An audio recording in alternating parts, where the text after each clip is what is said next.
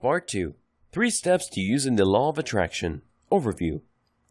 What follows in the next 3 parts are the meat of the book, and is an exposition on the 3 steps you need to take to make the law work for you. Starting with step 1, which is be clear about what you want. Before we get into it further, here's a few guidelines on using the 3 steps. Make sure you follow them, don't skip any.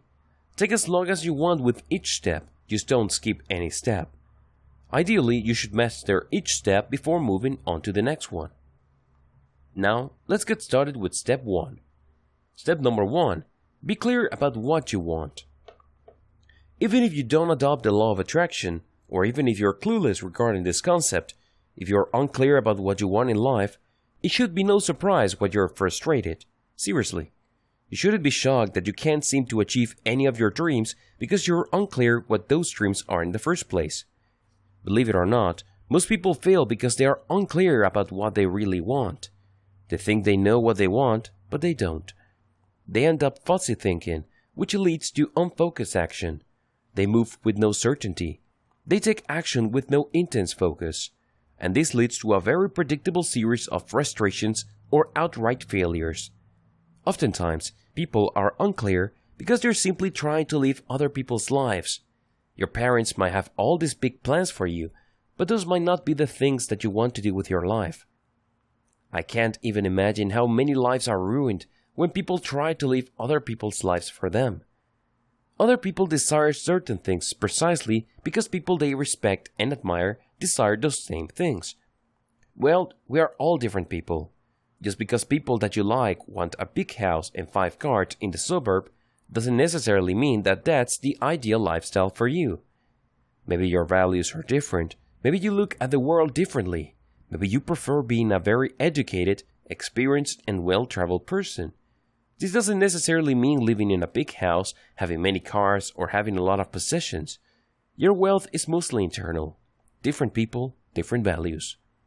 Unfortunately, if we desire things because of peer pressure, or we feel that we want certain things because this is what is expected of us, it's very easy for us to live unfocused lives. We just go through the motions. We just follow some sort of preset path. We're not exactly clear why we're doing it, but we're going through the process. This is a surefire way to live a life of frustration at some level or another. You need clarity. Thankfully, there are 3 simple steps to make this happen. The 3 steps to clarity. First, you need to ask yourself how bad you want what you think you want. Do you really want that big house? Do you really want those 5 cars? Do you really want to travel the world every 2 years? If you think the answer is yes, then wrap your mind around these questions. What will you give up to make those things happen? How hard will you work? How long will you go for it?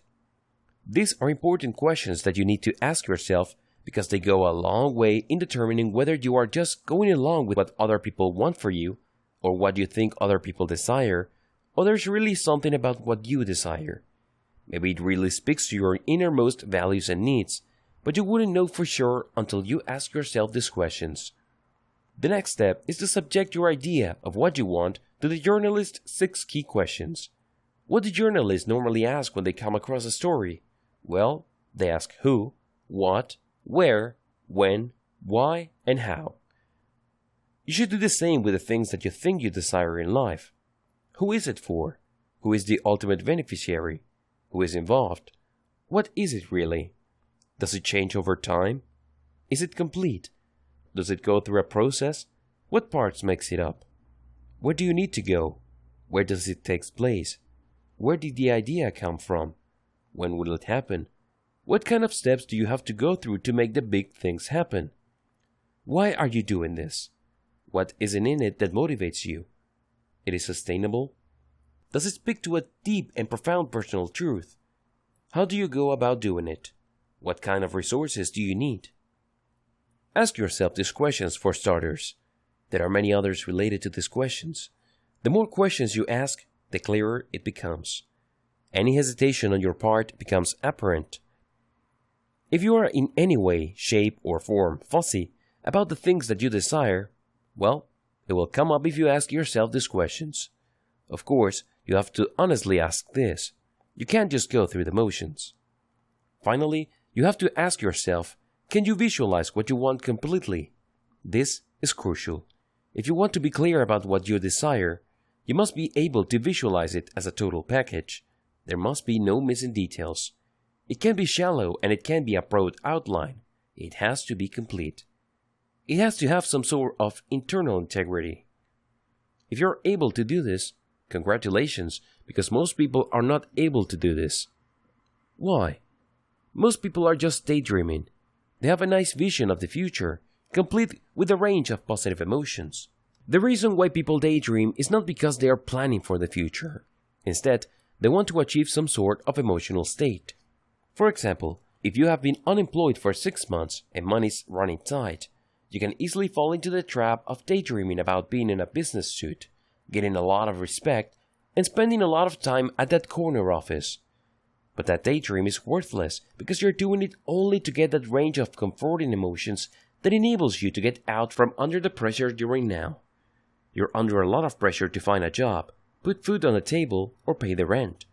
When you daydream, it feels like all of these troubles are gone because you get that glimmer of power, satisfaction, and a sense of completion because you imagine yourself in that corner office being at the top of the corporate chain. This is not enough. The positive emotions that you get when you are daydreaming are very powerful indeed, but they are not enough. This is not the kind of visualization you should do to clarify your personal vision, so you can make it happen in your life through the law of attraction. You have to do something else. It's not completely different, but it's different enough. Be like Michael Phelps. I know that's a tall order, but hear me out. Michael Phelps, of course, is the greatest Olympic gold medal winner of all time. He has won the most gold medals in the Olympic. No small feat. Talk about amazing discipline. Talk about amazing personal power. When asked about his secret to success, he was pretty straightforward. He said that he has this technique where he would play a mental movie of him winning each and every swim meet. When pressed, he said, and was pretty straightforward, I would play this imaginary DVD of me jumping into the pool and, stroke after stroke, I would play that image until I feel like I'm almost there. And then I would essentially act out that movie when it's time for me to perform. When you are able to visualize with that much detail, you become very focused on an alternate reality. You then visualize where you start at the end, where you won the gold medal, got the amazing job, met the perfect member of the opposite sex that can be your future husband or wife, or found the perfect job or business opportunity. You visualize everything in clear, three-dimensional details. And then, here's the secret, you walk yourself from the end all the way to the beginning. In other words, you imagine yourself with a completely different life, in a completely different place, and then you rewind the DVD, so to speak, until you end up to where you are now. Then you play it forward again, and you keep repeating this over and over until you get a roadmap. That is the difference between the Michael Phelps type of mastery and unstoppable victory and simple daydreaming. Sadly, the vast majority of people would rather daydream because there is a quick and cheap emotional payoff. But all these positive emotions are not going to put food on your table. You definitely cannot eat them. Here are the steps that successful practitioners of the law of attraction use to turn their vision into a reality they can see, smell, taste, touch, and hear. Every day, they visualize their vision. They write it down, they read it, erase it, and write it down again. The next morning, they read their vision, visualize it, erase it, and write it down again. When you keep doing this, you start burning physical channels into your brain's neural complex. According to research studies, when people keep repeating the same thought over and over again, it actually creates physical connections in how their brains are wired. They're not just thinking about an idea. They're not just kicking around the concept in their minds. It actually has a physical effect on them. It actually changes the physiology of their brain. By living out that vision and walking yourself from the beginning to the end and all the way back again, and then erasing the vision and reciting it or writing it out from memory, you create those physical connections. And eventually, these physical connections have a profound impact on how you view reality, how you feel about the situations you found yourself in, what you choose to talk about out of habit, and your behavior. Let me tell you, the world doesn't care about your feelings. It couldn't care less. It doesn't have the luxury of time to indulge you in that. It also doesn't care about your intentions or what motivates you. Who cares? Hell, after all, is paved with all sorts of good intentions. But do you know what makes the world pay attention? When you actually do something. When you're clear with your vision, the law of attraction starts to work in your life because you now have a clearer map, and all the things that you need to be in place to take action are slowly beginning to change. The way you look at your reality, the way you connect the dots in your life, the way you feel about certain things in your life, all of these are happening. They may not be all that perceptible to you, but they are taking place.